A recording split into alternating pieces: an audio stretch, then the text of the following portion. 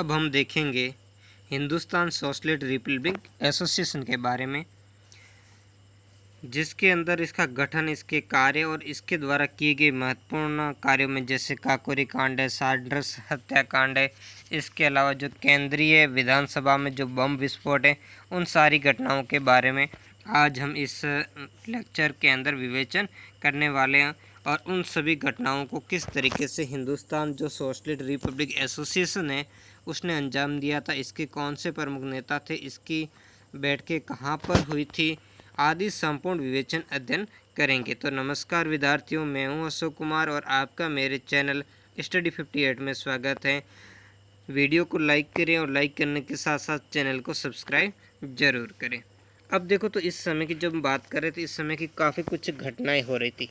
देखो, इस घटनाओं की कड़ी भी बहुत ही महत्वपूर्ण रूप से जुड़ी हुई थी कि भारत में 19वीं सदी के अंत में प्रारंभ हुई क्रांतिकारी गतिविधियाँ प्रथम विश्व युद्ध के समाप्ति स्थिति यानी क्या हो गई थी, कमजोर। इसका कारण क्या था? क्रांतिकारी जो रास बिहारी बोस है, जो उस समय मुख्य क्रांतिकारी घटनाओं को हैंडल कर रहे थे, वो यहाँ से छोड़ करके कहाँ चले गए? जापान चले गए। जबकि सचिंद्र नाथ सान्याल ये भी मुख्य क्रांतिकारियों का संगठन करता थे और काफ़ी सारी क्रांतिकारी गतिविधियों के संचालन करता थे। इनको भी 1915 ईस्वी में बनारस षड्यंत्र केस में आजीवन कारावास यानी क्या हुआ था, काले पानी की सज़ा मिली थी। और इधर कुछ और भी ऐसी घटनाएं हुई जिन घटनाओं के माध्यम से भी क्या हुआ, क्रांतिकारी जो नवयुवक हैं उन्होंने महात्मा गांधी यानी जो महात्मा गांधी जी ने जो आंदोलन चलाया था, जो आंदोलन प्रारंभ किया था, यानी गांधी जी ने इस समय असहयोग आंदोलन प्रारंभ किया था, उसमें भाग लिया था। अब देखो, बात हुई क्या थी कि प्रथम विश्व युद्ध के दौरान अंग्रेजी सरकार ने क्या किया, क्रांतिकारियों का बड़ी निर्ममता से दंडन किया।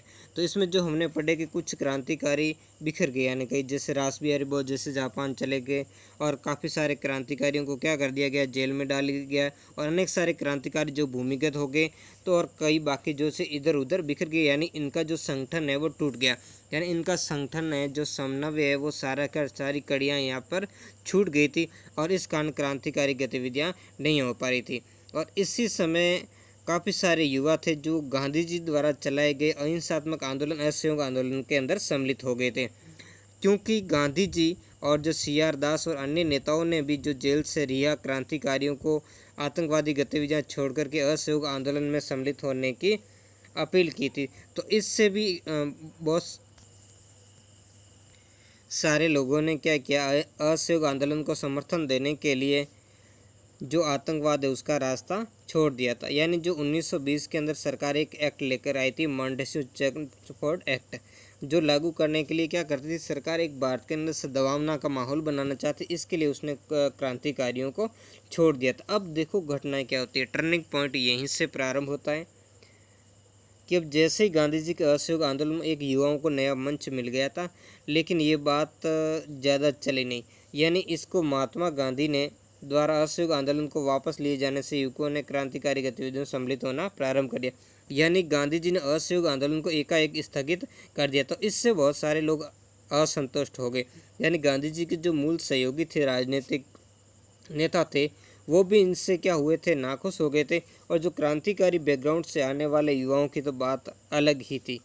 तो इसमें सचिंद्र सान्याल ने जेल से छूटने पर नवयुवकों को एकजुट करना प्रारंभ कर दिया था। तो इस दर क्या हुआ, सचिंद्र सान्याल को जो जेल की सज़ा दी गई थी, तो उनके अंदर भी अभी फिर बाद में जब 1920 में जो अधिनियम आना, इनको भी छोड़ दिया गया, तो ये भी बाद में रह करके संगठन करने लगे। और जन आंदोलन की आंधी में जो लोग सब कुछ छोड़ करके असहयोग आंदोलन से जुड़ गए, वो भी गांधी जी द्वारा आंदोलन वापस लेने से अपने साथ विश्वासघात मानने लगे। तो इन सारी बातों को लेकर और राष्ट्रीय नेतृत्व में जो रणनीति और अहिंसा की बातों पर अब इन लोगों का विश्वास नहीं हो रहा था। तो ये लोग क्या कर रहे थे, एक कोई दूसरा विकल्प खोज रहे थे। यानी ये सिर्फ अब हिंसात्मक तरीके से ही स्वतंत्रता प्राप्त करने में विश्वास करने लगे थे। और इसी कारण जो क्रांतिकारी आतंकवाद कहो या क्रांतिकारी घटनाएं वो दोबारा से प्रारंभ हो गई थी। इसी दरमियान अक्टूबर 1924 में कानपुर के अंदर क्रांतिकारी युवकों का एक सम्मेलन हुआ, जिसमें सचिंद्र सान्याल के प्रयासों से हिंदुस्तान रिपब्लिक एसोसिएशन का गठन हो गया, जिसका मुख्य उद्देश्य था, इस आंदोलन का देखो उद्देश्य क्या था, इस आंदोलन का जो मुख्य उद्देश्य था वो सशस्त्र क्रांति के माध्यम से औपनिवेशिक सत्ता को उखाड़ फेंकना और संघीय गणतंत्र संयुक्त राज्य भारत यानी यूनाइटेड स्टेट ऑफ इंडिया की क्या करना था, स्थापना करना था, जिसका आधार वयस्क मताधिकार हो, यानी इस तरीके की ये व्यवस्था स्थापित करना चाहते थे, जिसके अंदर इसके प्रमुख नेताओं में मनमथनाथ गुप्त, राम प्रसाद बिस्मिल, योगेंद्र चटर्जी, चंद्रशेखर आज़ाद आदि प्रमुख इसके नेता थे। तो इस संस्था का जो उद्देश्य वो सशस्त्र क्रांति के माध्यम से अंग्रेज राज्य को क्या करना था, समाप्त करना था। इसने नवयुवकों को इस दल में शामिल किया और हथियार एकत्रित करके उन्हें क्या देना, प्रशिक्षण देना प्रारंभ किया, यानी उन्हें प्रशिक्षित करना प्रारंभ किया। और इसका सैनिक संगठन देखो, इसमें अलग अलग शाखाएं थी, जिसमें इसमें सैनिक संगठन था जिसका नाम था रिपब्लिक आर्मी। 1924 में इस दल ने अपना पर्चा, इसने एक पर्चा भी चलाया था रिवोल्यूशनरी। ये जो कंपटीशन एग्जाम उसकी दृष्टि से बहुत ही महत्वपूर्ण है। बाद में इस दल का नाम हिंदुस्तान सोशलिस्ट रिपब्लिक एसोसिएशन रख दिया गया, जिसके बारे में हम आगे पढ़ेंगे। जो 1928 के अंदर फिरोजा कोटला मैदान यानी दिल्ली के अंदर जो क्रांतिकारियों की बैठक होती है, उस बैठक में इसका नाम बदल दिया जाता है। अब हम मुख्य देखेंगे काकोरी कांड। अब देखो काकोरी कांड क्या था, और इस कांड को अंजाम भी किसने दिया था, हिंदुस्तान रिपब्लिक एसोसिएशन, यानी इसका ये सबसे प्रमुख कार्य था। तो अब क्या था, क्रांतिकारियों को अपने कार्यों के लिए धन की आवश्यकता थी, बिना धन के कार्य चलेगा नहीं। इस कारण सरकारी खजाना लूटने के लिए एक योजना बनाई गई कि क्योंकि क्रांतिकारियों को बाकी लोगों से भी मदद नहीं मिल रही थी, तब ऐसी स्थिति में क्रांतिकारियों ने सरकारी खजाने को लूटने का कार्य किया था, और इसी का नतीजा था काकोरी डकैती या काकोरी कांड। तो इन्होंने क्रांतिकारियों ने क्या किया था, 9 अगस्त 1925, ये डेट बहुत ही महत्वपूर्ण, को लखनऊ के पास में काकोरी नामक गांव के निकट ट्रेन को रोककर सरकारी खजाना क्रांतिकारियों ने लूट लिया था। तो अब देखो क्रांतिकारियों ने क्या किया था, यानी ये क्रांतिकारी कौन थे, इस हिंदुस्तान रिपब्लिक एसोसिएशन के जो सदस्य थे, उन्होंने सहारनपुर जो लखनऊ लाइन पर 8 डाउन रेलगाड़ी को इस काकोरी नामक स्थान पर, कौन सा, ये काकोरी जो गांव है, इस गांव के अंदर इसको रोककर यहाँ जो भी रेल विभाग का जो खजाना भेजा जा रहा था, यानी जो सरकारी खजाना था, उसको लूट लिया। तो इस घटना से सरकार क्या हुई, बड़ी ही क्रोधित हुई, और सरकार ने क्या किया, क्रांतिकारियों को बड़ी संख्या में गिरफ्तार कर लिया और उनके ऊपर काकोरी कांड यानी काकोरी षड्यंत्र नाम से मुकदमा चलाया। काकोरी कांड के संबंध में बहुत बड़ी संख्या में नवयुवकों को गिरफ्तार कर उन पर मुकदमा चलाया गया, और इसी दरमियान कुछ महत्वपूर्ण लोगों को क्या दी गई थी, फांसी की सजा, जिसमें राम प्रसाद बिस्मिल है, अशफाक उल्ला खां, रोशन सिंह, राजेंद्र लाइड, इनको क्या दे दी गई थी, फांसी दे दी गई थी, और सशिंद्र सान्याल को कारावास दे दिया गया। लेकिन चंद्रशेखर आज़ाद फिर यहाँ से बचकर भाग निकले, यानी जो ब्रिटिश सरकार है वो उनको गिरफ्तार नहीं कर पाई थी। इस कारण आज़ाद ने गुप्त रूप से क्रांतिकारी गतिविधियाँ जारी रखी थी। तो इस पूरे अभियान के अंदर जो कुछ और 17 जो सैन्य लोग थे उन्हें लंबी सजाएं सुनाई गई थी, और भी बहुत सारे लोगों का इसमें क्या किया गया था, दमन किया गया था। तो इस घटना से जो उत्तर भारत के जो क्रांतिकारी थे उन्हें बहुत ही बड़ा झटका लगा था, और लेकिन फिर भी क्रांतिकारी घटनाओं का पूर्ण रूप से दमन नहीं हो सका था। इस समय पंजाब, संयुक्त प्रांत, आगरा, अवध, बंगाल, बिहार, उड़ीसा, राजपूना आदि में गुप्त क्रांतिकारी संगठन थे, किंतु इसमें क्या था, एकता और समन्वय का अभाव था, यानी इसमें एकता नहीं थी, नहीं इनके बीच में आपसी कोऑर्डिनेशन था, जिस कारण वो संयुक्त रूप से कार्य कर सके, और इसी कारण वो अपनी महत्वपूर्ण जो योजनाएं थी उन योजनाओं में भी क्या हुई, ये सफल नहीं हो पाए थे। में उत्तर भारत में जो सक्रिय क्रांतिकारी थे उनकी बैठक हुई, जिसमें एक केंद्रीय समिति का गठन हुआ, और इस नई केंद्रीय समिति में चंद्रशेखर आज़ाद, भगत सिंह, सुखदेव, विजय कुमार सिन्हा, इसके अलावा शिव वर्मा, फणींद्र नाथ घोष, कुंदन लाल आदि को सम्मिलित किया गया, और क्रांतिकारी संगठन हिंदुस्तान रिपब्लिक एसोसिएशन का नाम भगत सिंह के सुझाव पर हिंदुस्तान सोशलिस्ट रिपब्लिक एसोसिएशन यानी HSRA कर दिया गया। इस संगठन के निर्माण के अंदर चंद्रशेखर आज़ाद की बहुत ही महत्वपूर्ण भूमिका थी, और इस संगठन का लक्ष्य था संविधानता प्राप्त करना और समाजवादी राज्य की स्थापना करना था। अब देखो यहाँ से तो बात ये बन गई, यानी जो फिरोजा कोटला मैदान के अंदर जो क्रांतिकारियों का या कह सकते हैं युवा क्रांतिकारी जो बैठक हुई थी, उसमें युवा क्रांतिकारियों ने सामूहिक जो नेतृत्व उसको स्वीकार किया था, और अब समाजवाद की स्थापना को अपना लक्ष्य निर्धारित कर रखा था। इसी कारण इसका नाम बदल करके हिंदुस्तान सोशलिस्ट रिपब्लिक एसोसिएशन कर दिया गया। क्रांतिकारी अब संगठित क्रांतिकारी कार्रवाई में विश्वास करने लगे। इसके लिए इन्होंने बम बनाने में सहायता देने के लिए इस एसोसिएशन ने यतीन्द्र नाथ दास को कलकत्ता से कहाँ भेजा, पंजाब, ताकि क्रांतिकारी जो गतिविधियाँ हैं उनको गति दी जाए। और इसी संगठन ने बाद में चल कर के आगे जो सैंडर्स हत्याकांड है, इस हत्याकांड को भी हिंदुस्तान सोशलिस्ट रिपब्लिक एसोसिएशन इसी ने अंजाम दिया था। यानी देखो बीच का कुछ समय था जिसमें क्रांतिकारियों के बीच में क्या आ गया था, ठहराव आ गया था।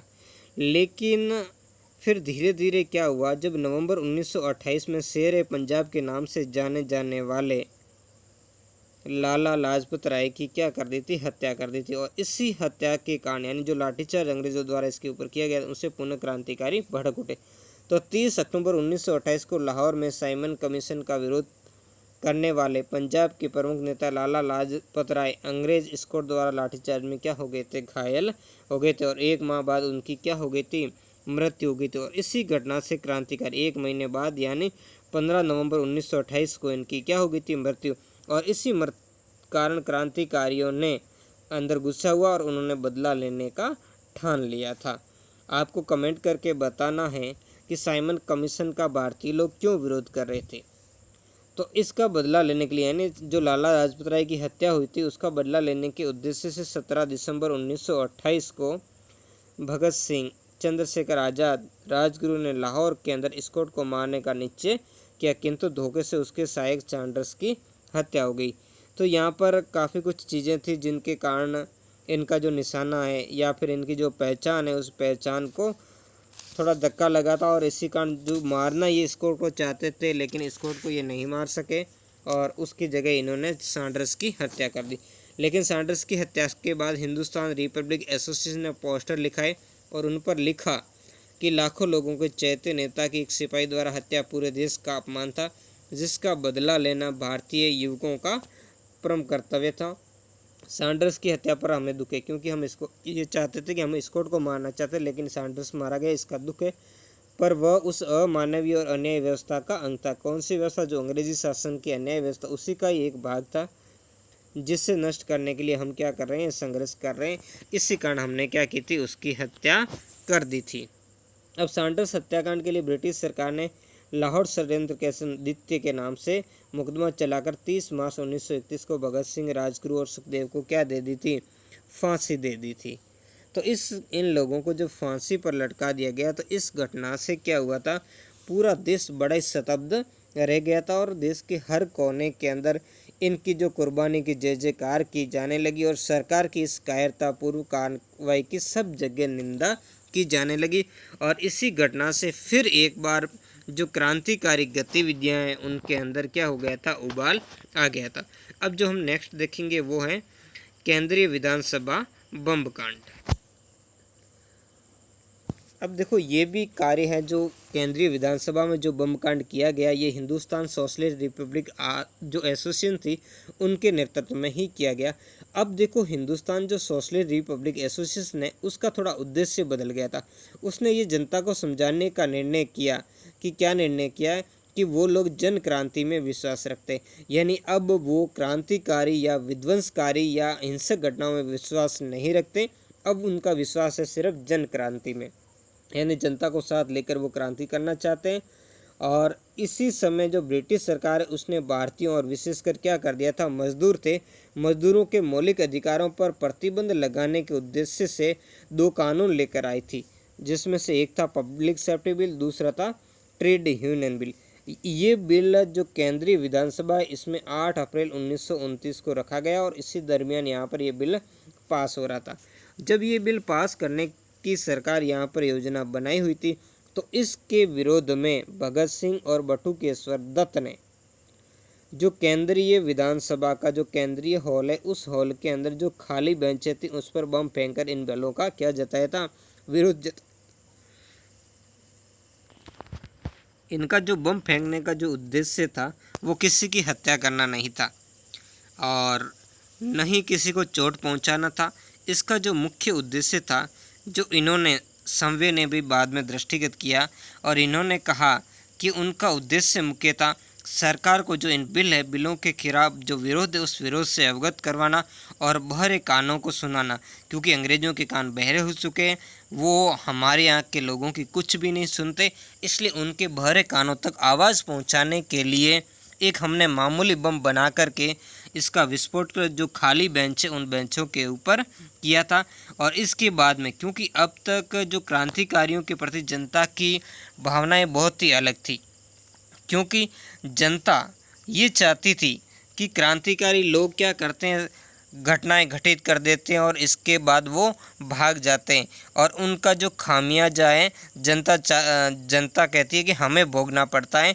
तो इस बार जो भगत सिंह और बटुकेश्वर दत्त थे, उन्होंने जानबूझकर खुद को क्या करवाया था, गिरफ्तार, क्योंकि जब बाद में भगदड़ मच गई थी तो वो भाग भी सकते थे, लेकिन उन्होंने ऐसा किया नहीं और इंकलाब जिंदाबाद के नारे लगाते रहे। यानी ये चाहते थे और जनता को संदेश भी देना चाहते थे कि क्रांतिकारी जो गतिविधियां हैं उनकी सज़ा क्रांतिकारी संघ भुगतने को तैयार है, वो जनता को नहीं भुगतने देंगे, यानी जनता को चिंता करने की आवश्यकता नहीं। तो ऐसे लोगों के बदौलत ही हमें आज़ादी मिली। आप सभी जानकर या अभी समझ भी गए होंगे किस तरीके से इन लोगों ने हमारे लिए बलिदान दे दिया और इस देश की इस आज़ादी को और इसको संरक्षण रखना भी या सुरक्षित रखना भी हम सबका परम कर्तव्य है। तो ये पार्ट कैसा लगा कमेंट करके ज़रूर बताएं। नेक्स्ट पार्ट के अंदर हम चंद्रशेखर आज़ाद, भगत सिंह आदि के बारे में देखेंगे। धन्यवाद।